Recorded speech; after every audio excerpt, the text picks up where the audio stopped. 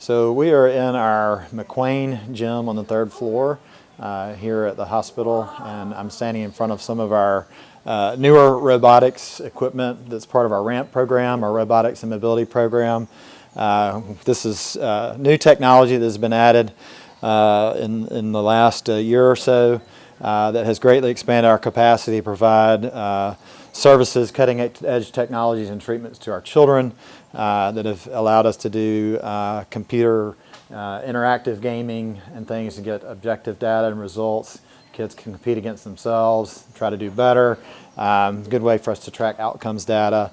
Most of this equipment is really focused at looking at the upper extremities, strengthening the arms and shoulders, the hands and wrists, giving us a lot more capacity to be able to do that in just in a new, innovative way that really engages our kids in gaming, which is really something big for kids.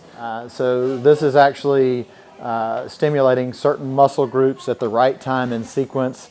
It's providing her assistance in activating muscle groups at the right time. So when she's pulling back, she's activating biceps. When she's going out, she's activating triceps. So it's a very good way to work on strengthening, building endurance, neuromuscular adaptation. This has been a great piece of technology that we use. Are able to use it with the arms. We're also able to use it for the legs. With kids who have had spinal cord injuries, some sort of neuromuscular weakness and things, we're able to utilize this in a very functional way to work on strengthening. This is another piece of technology. It's called our Excite system. That we're able to put multiple channels of electrical stimulation on a child and work on functional activities so that we can stimulate multiple muscle groups at a time.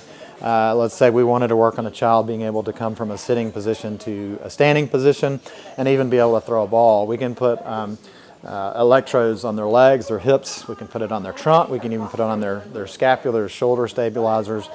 And as they're doing that functional activity, that will give stimulation to make those muscles contract. So they're getting that feedback and they're learning to activate those muscles at the right time in sequence. And so that's been a really great addition to some of the technology and the services that we're able to offer some of our kids. So we're now in our casting and splinting area.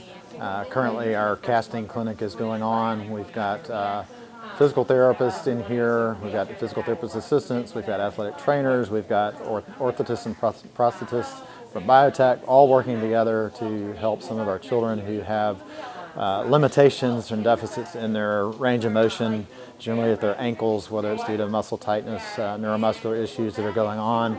A lot of times we're coming in and putting these kids in cast, doing stretching protocols, coming in week after week, having cast replaced, and then at some point when they're ready, being molded for a custom orthotic that they will wear that will then help them get back towards a more normal and functional gait pattern. So what you see behind me is just kids who at this point look like they've come out of cast. They're now look like they're have probably been molded for a new splint, and maybe are being put back into a cast for holding measure for another week until they come back in and get changed. At which point they would probably come back and receive their custom orthotic that they would then wear inside their shoe and hopefully have a more normal gait pattern when they're walking. So we're now in our gait lab here at McQuain.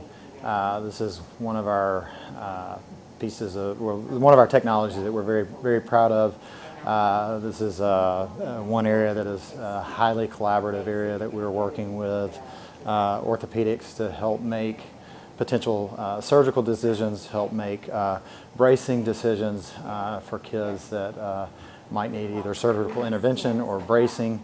We're able to do two-dimensional and three-dimensional gait studies. We've got a child currently in here that has bilateral AFOs, ankle foot orthotics, and some specialized shoes that have a little bit of a heel lift. Currently doing a two-dimensional study, just assessing his gait. When they're doing this, they're looking at the trunk position, they're looking at the hips, they're looking at the knees, they're looking at where we're hitting on the foot and how much contact we're getting. This is a great measure that we can do pre and post-op. We can also do pre and post splints to see were the recommendations that we made, were the braces that we had made custom, are they impacting the gait in a more functional way? Is it showing improvements and things like that? Is the gait speed improving, or the step length improving? Is safety improving? So so you see him just practicing. He's walking left and right. We've got cameras that will be looking from side to side and from front and behind, recording images that we're then able to go and analyze and see how he looks.